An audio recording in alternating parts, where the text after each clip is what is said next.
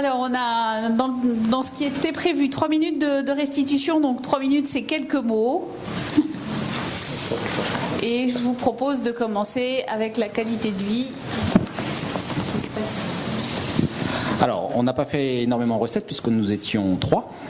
Donc, simplement, et on avait traité d'abord ce sujet effectivement avec les communautés d'agglos. Ce qu'on avait dit sur ce thème de l'attractivité territoriale, c'est qu'elle était dans l'ADN de notre territoire et que tout le monde y adhérait. Donc, on a eu un 5 à l'unanimité.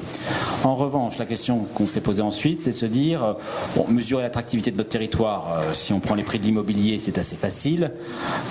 Donc, quelque part, c'est pas un sujet de recherche. Et puis après, l'intérêt de l'atelier thématique, c'est que là, en atelier thématique, les chercheurs et les autres groupes d'acteurs y avaient réfléchi différemment. Et là, on s'est dit, oui, quand même, il y a des sujets à creuser parce qu'il faut pouvoir qualifier cette attractivité, il faut qualifier ces services des agroécosystèmes. Alors, effectivement, en prenant ma casquette collectivité, la qualité de ces services en termes de gestion de l'eau, de gestion des inondations, de qualité de l'air, de gestion des déchets, si on pense à des épandages de bouts de station ou de gestion des fermenticibles. Là, on a tout un champ de recherche qui peut être exploré, qui rejoint les sujets d'écologie territoriale. Donc là, je laisserai la personne qui a suivi cet atelier le rapporter. Donc voilà, donc à la fois une adhésion totale, mais des champs de recherche qui ne sont pas encore forcément évidents pour les élus, mais qui, pour les chercheurs, semblent intéressants. Donc voilà, des pistes éventuellement à développer.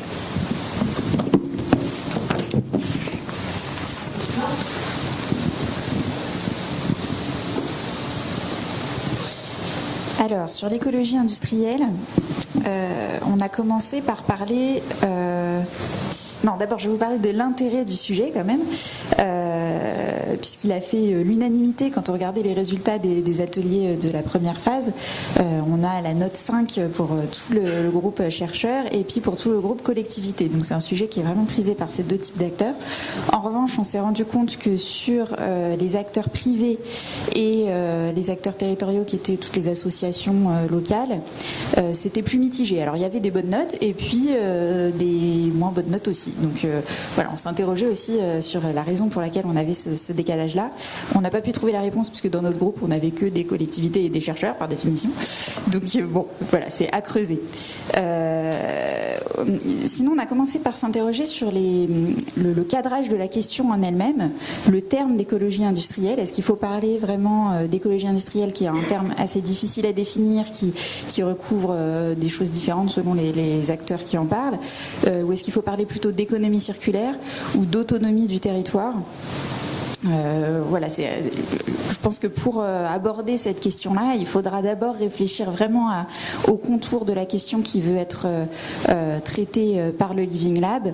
L'idée, quand même, ce qui revenait dans nos discussions, c'était d'étudier le métabolisme du territoire pour essayer ensuite de bien placer le curseur entre autonomie du territoire, autonomie énergétique, économique, agricole, etc., et spécialisation économique et efficacité économique. Ouais, donc là, c'est une question préalable qu'il faudra traiter pour aborder ce sujet qui doit forcément faire partie des sujets du Living Lab, vu qu'on a vu qu'il était très intéressant. Troisième chose, on a beaucoup parlé de la question de l'échelle à traiter. Puisque quand on parle d'écologie territoriale, on pense à un territoire fermé. Donc est-ce qu'il faut penser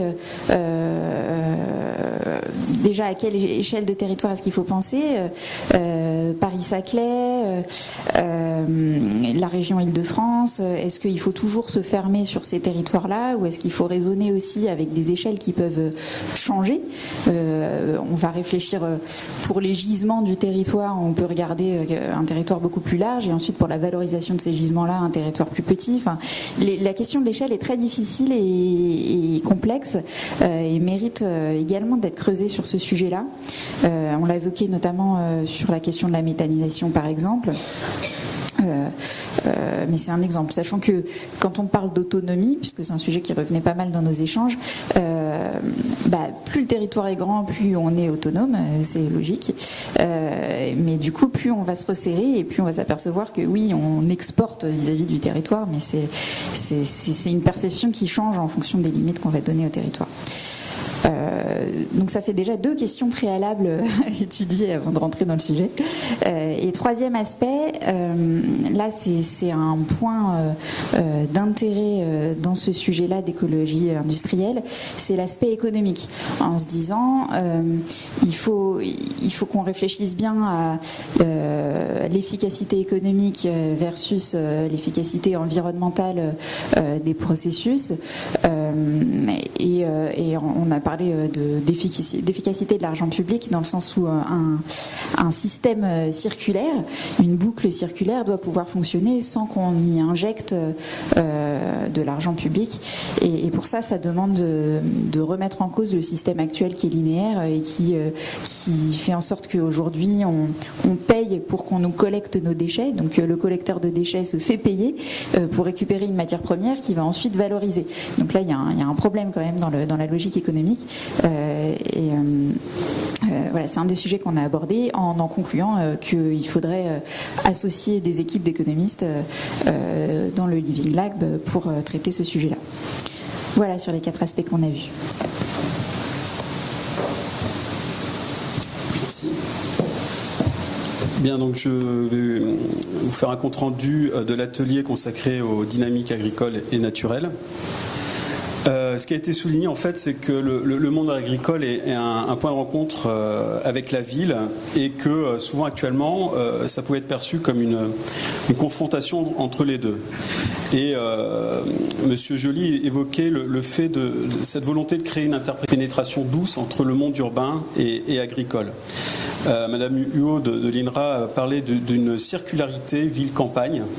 Donc il y a vraiment cette notion d'interpénétration des deux et même d'identité, comme l'évoquait Madame Doucerin, puisque en tant que notamment élu des Loges en Josas, cette commune a une identité de petite ville cernée par la ville et cette volonté de conserver les espaces agricoles et naturels est prégnant pour elle. Et puis il y a aussi une question des dynamiques agricoles et naturelles qui est vecteur d'espoir et puis qui peut casser l'entre-soi, comme l'évoquait Xavier Leroux.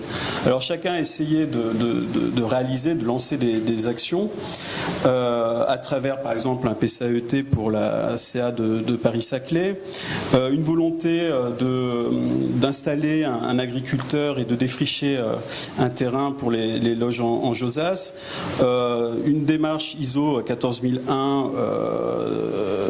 dans le cadre du Collège des exploitants agricoles, bref, des actions à différentes échelles, mais ce qui a été évoqué, c'était cette volonté très importante d'accompagnement, notamment pour des petites collectivités qui ne sont pas forcément équipées pour bien cerner toutes les difficultés du monde agricole. Et j'en viens à ce qui a été assez prégnant, c'est de souligner le fait que ce soit un monde de complexité, du fait que le monde agricole est très souvent soumis à de nouvelles règles, de nouvelles compétences incessantes, les agriculteurs sont souvent à cheval sur différentes collectivités, entités administratives. Et ils doivent donc faire face à toutes ces complexités. Et tout cela pour dire que finalement, pour travailler sur ces dynamiques agricoles et naturelles, il n'y a pas que la dimension et la question technique, il y en a 4 dimensions que soulignait Dorian Spack. Les dimensions techniques, en effet, une dimension organisationnelle et de partage de connaissances, une question de financement et tout simplement comment faire émerger un projet. Et Monsieur Xavier Leroux concluait en disant que finalement il y avait aussi des sujets qui fâchent et qui ne sont pas assez abordés, tels que le logement, les normes sur l'arrosage, le revenu, l'isolement aussi de ces populations, l'isolement social. Bref, un sujet complexe dont cet atelier nous a fait en effet émerger tous ces sujets-là et toute cette complexité. Voilà.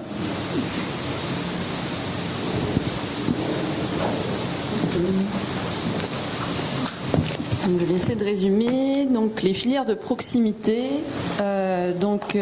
étaient présents dans le groupe, la Chambre d'agriculture que je représente, une agglomération, une société de restauration collective, un consortium recherche, une étudiante, un journaliste.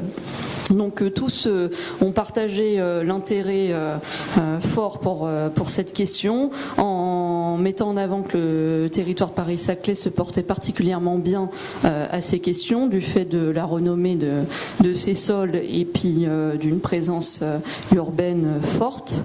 Parmi le partage, il y avait également ont été cités le lien à faire entre les nouveaux besoins exprimés par les consommateurs, par les citoyens, qui sont autant d'opportunités pour le monde agricole, un lien social à réinventer.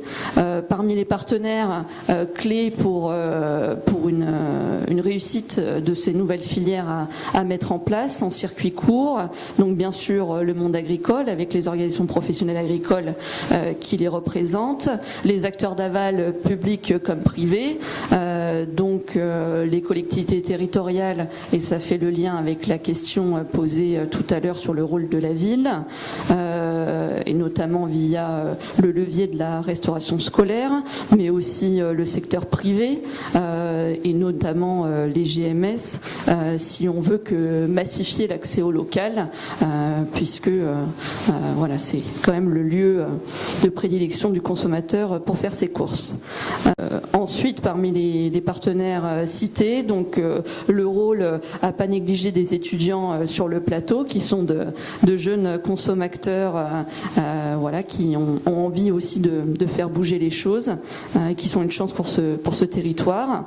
Les entreprises, les médias, les start-up, la recherche, et s'est posé la question de savoir comment mieux associer les chercheurs sur toutes ces questions, comment leur donner des questions concrètes à traiter et à intégrer dans leur programme. Donc là-dessus, je pense qu'on était assez tous d'accord qu'il faut des lieux de concertation comme celui qui est envisagé, avec une gouvernance différents collèges, sans oublier les citoyens comme cela est fait dans les territoires agri-urbains. Dans les facteurs de succès, l'organisation de la demande pour massifier la demande et présenter des opportunités plus construites auprès du monde agricole, parce que quand c'est juste une commune qui va lui signifier qu'elle cherche des produits locaux pour sa crèche, ça n'a pas du tout le même impact qu'une communauté d'agglomération qui va travailler le sujet pour l'ensemble des bouches à nourrir sur son territoire, et sur lesquelles elle a un levier d'action. Ensuite, évidemment, la transformation, donc les outils, avec un levier identifié sur les partenariats publics et privés. On avait un exemple de Sodexo qui a travaillé une filière veau. Il n'avait besoin que de certains morceaux. S'il n'avait pas eu en face une GMS pour dire ok, moi je suis partante pour prendre le reste, il se passait rien. Donc on a aujourd'hui la même problématique un petit peu plus loin sur le territoire, mais avec un atelier de transformation de viande qui est unique au niveau Île-de-France, qui est encore récent et qui a besoin de déboucher pour conforter son activité. Ensuite, un levier juridique, notamment sur la rédaction des marchés publics, où il y a besoin là encore de capitaliser les expériences, parce que certains arrivent à s'en sortir mieux que d'autres. Et ensuite, une accessibilité et une rémunération à travailler pour les produits, autant du côté consommateur que du côté producteur. Et là, le meilleur levier, c'est bien sûr la contractualisation. Quand en aval, on a effectivement accès à des marchés qui peuvent être pluriannuels, on ne doit pas avoir de frein à proposer à des producteurs de pouvoir se lancer dans des productions, surtout quand elles demandent des investissements, parce qu'on est en déficit sur le territoire. Là-dedans, il y avait le terme d'alliance inédite en termes de collaboration. Et pour finir, de ne pas oublier le lien entre alimentation et les autres sujets que sont énergie, déchets, économie circulaire à traiter, puisque ils peuvent être travaillés dans ce cadre. Bien, alors c'était sur la gestion partagée des espaces ouverts, du paysage et de la biodiversité. Alors, on a d'abord parlé beaucoup des initiatives qui existent à la fois dans le domaine privé, au niveau citoyen, et puis aussi avec les organismes de recherche par rapport à la gestion des espaces. On a vu qu'il y avait énormément d'initiatives qui peuvent exister, qui sont plutôt très locales. On a évoqué aussi les problématiques de compensation qui permettent d'apporter de la biodiversité, notamment sur les espaces agricoles, et qui peuvent être aussi un atout économique dans ce cadre-là. Et puis la problématique d'accompagnement par la pédagogie pour faire participer les habitants et pour mieux leur faire accepter la non-gestion, une gestion différente de ces espaces. Et de tout ça, nous avons, on pourrait, disons, avoir 4 axes de recherche qui pourraient être une cartographie des initiatives, qui pourrait être une interrogation sur l'encadrement juridique de l'ensemble de ces initiatives de gestion des espaces, qui pourrait être aussi la modélisation économique d'une relation entre collectivités, privées, agriculteurs sur la gestion des espaces. Et puis, par rapport à la biodiversité, une cartographie de l'état de biodiversité sur l'ensemble du territoire et son évolution.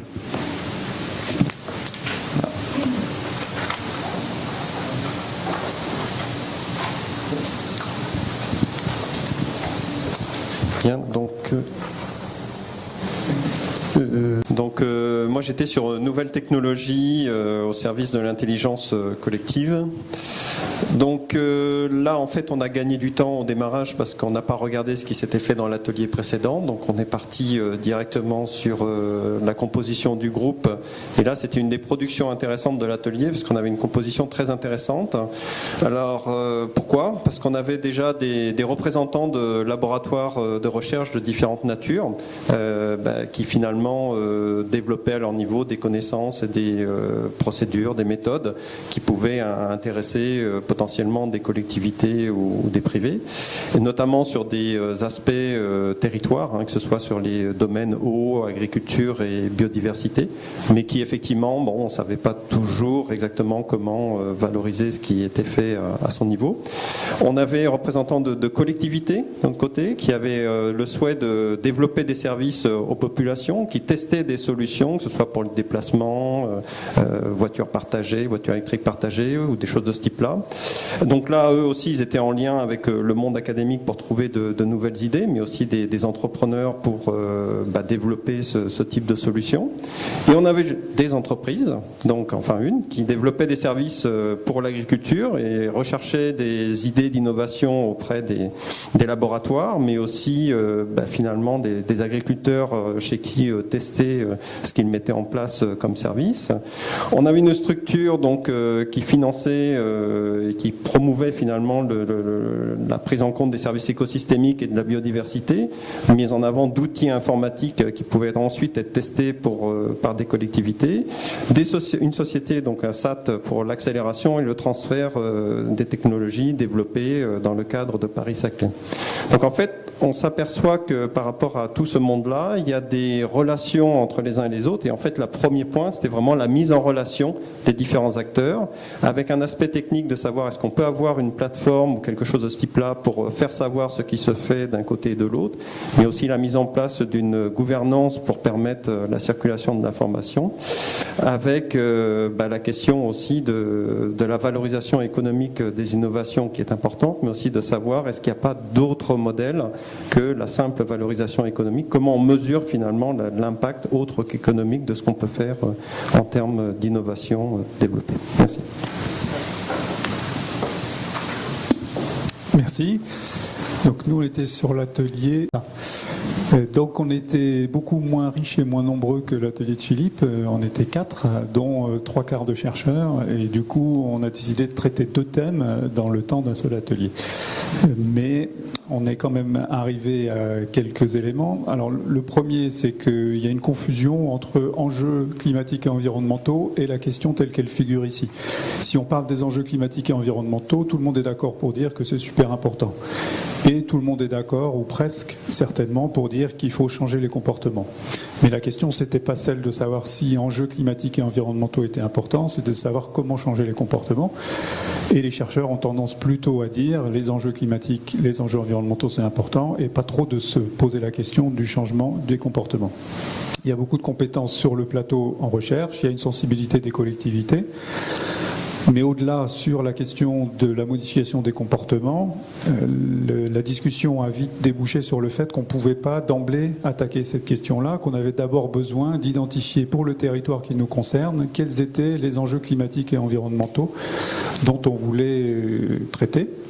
Et c'est pas trivial, dans la mesure où il y a un certain nombre d'enjeux qui s'imposent à nous de manière universelle, comme celui du changement climatique, mais il y en a d'autres qui sont très liés aux activités humaines qui sont présentes sur le territoire. Donc, premier point, il faut définir mieux les enjeux climatiques et environnementaux du territoire.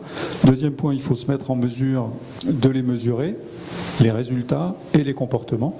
Et donc il faut être capable d'un minimum de métrologie à la fois sur ces deux dimensions-là, si on veut être en mesure ultérieurement de dire si on a eu une activité efficace au niveau du Living Lab.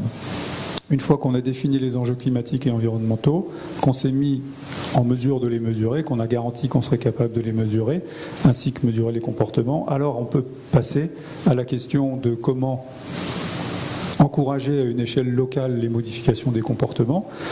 Et là, finalement, il existe déjà un certain nombre de choses, soit des actions concrètes, par exemple des plans alimentaires qui visent à modifier les comportements sur les questions de l'alimentation, soit en termes de leviers qui sont identifiés, des leviers sociaux, des leviers techniques, des leviers fiscaux, des leviers psychologiques.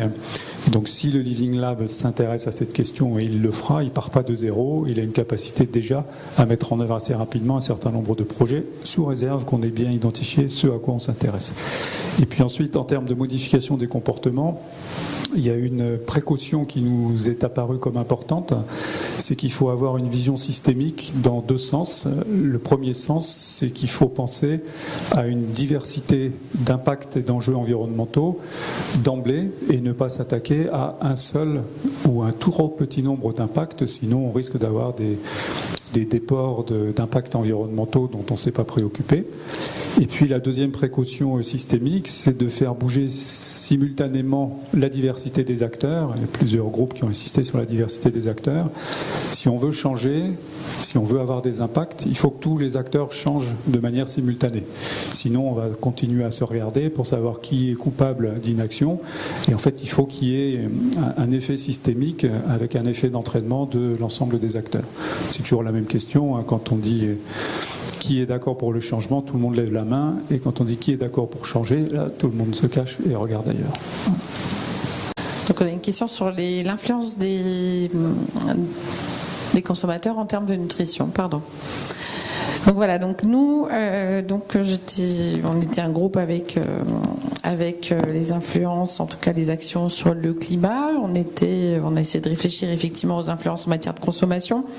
La première chose, c'est qu'on a souhaité, en tout cas la dernière chose, la synthèse qu'on a eue, c'était de requalifier la question et plutôt d'évoquer l'influence du comportement des consommateurs en termes de mode de consommation sur les filières. Aujourd'hui, ce qui se passe, c'est que les consommateurs, les demandes évoluent beaucoup et c'est pas seulement la nutrition qui est un facteur de choix pour le consommateur. Ce qui est important, ce qu'on a identifié, c'est qu'il fallait d'abord identifier le consommateur lui-même. Aujourd'hui, les consommateurs sont extrêmement connectés les uns aux autres, extrêmement complexes. Qui sont les consommateurs du territoire? Des enfants de la restauration collective, des adultes de la restauration collective, des parents, des nouveaux arrivants, des expatriés peut-être, d'anciens habitants de la ville de Paris qui ont peut-être envie, besoin de renouer avec la terre, avec le territoire. Donc peut-être qu'ils ont des aspirations également en termes de logement.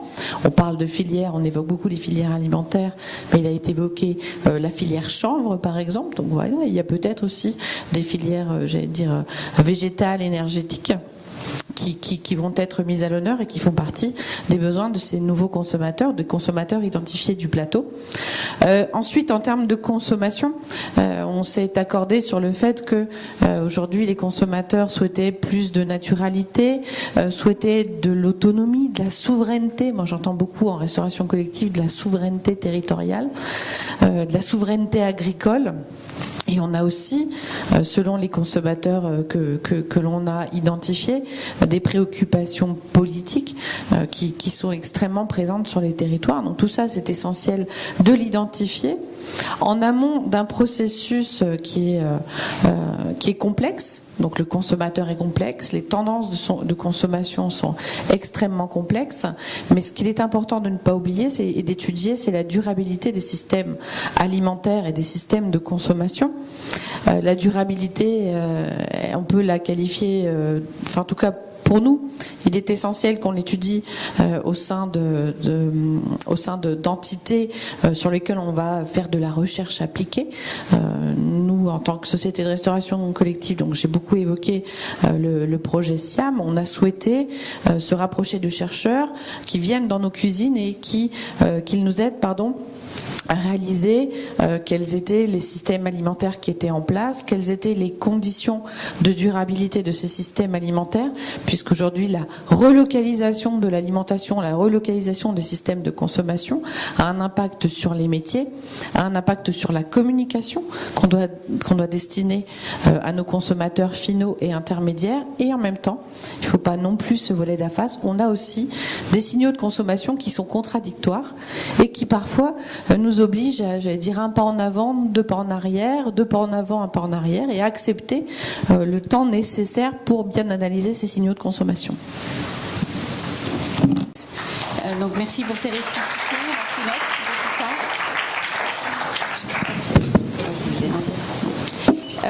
tout ça. Alors on va donner la parole à Virginie et Julie. Donc votre regard sur nos débats. Et c'est pas facile, je vous dirais, parce que c'est dense, puis on est vraiment dans un autre contexte. On se demandait avec Julie qu'est-ce qu'on a envie de partager avec vous et de vous dire. Voilà, ça c'est notre démarche, c'est notre année zéro. Comment on est passé, en fait, par quoi on est passé comme étape avant de mettre en place le Living Lab. Puis vous le voyez, on a commencé en 2013 comme vous à mobiliser tous les acteurs, puis à voir s'il y avait un intérêt, une validation autour de l'approche du laboratoire vivant. La différence qu'on voit par contre, c'est que nous on n'a pas du tout abordé la question des thématiques. Vous avez un énorme diagnostic, un portrait extrêmement détaillé que nous on n'a absolument pas travaillé. On a simplement validé la posture, l'approche, et pour ça en fait on avait même mis sur la table d'autres dispositifs d'innovation ouverte que le laboratoire vivant pour s'assurer qu'on était bien sur la même longueur d'onde dans le dispositif en fait. Puis les thématiques, c'est pas tellement les acteurs, les parties prenantes, disons les acteurs publics, organismes, etc. qui les ont travaillés, ni la recherche d'ailleurs, c'est réellement les agriculteurs. Donc notre deuxième étape, ça a été vraiment de tester l'intérêt des agriculteurs et des citoyens qui allaient être visés par les innovations développées. Et c'est eux en fait qui ont établi, qui ont lancé le carnet de balles.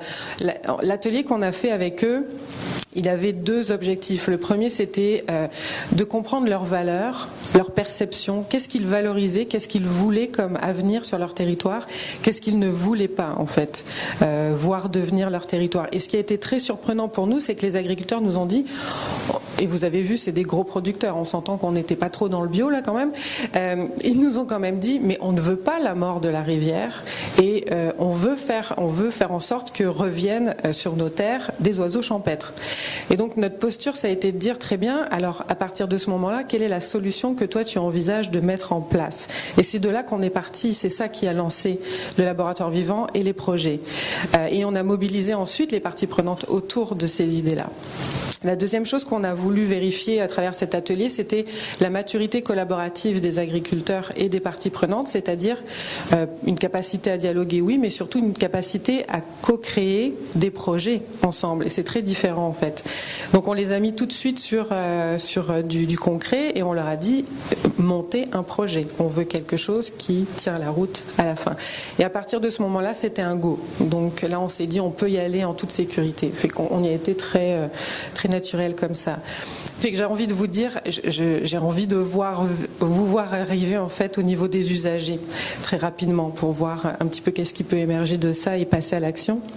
Je voulais juste vous rappeler le laboratoire vivant en parlant de dispositifs, parce que des dispositifs collaboratifs, là il y en a tout plein, hein, s'il n'y a pas que les labos, c'est vraiment un dispositif qui vise l'innovation. Ça génère des produits, des services, une réorganisation interne, innovante, nouvelle, donc ça répond pas forcément à tous les besoins, donc de toutes les thématiques et de toutes les problématiques que vous pouvez envisager.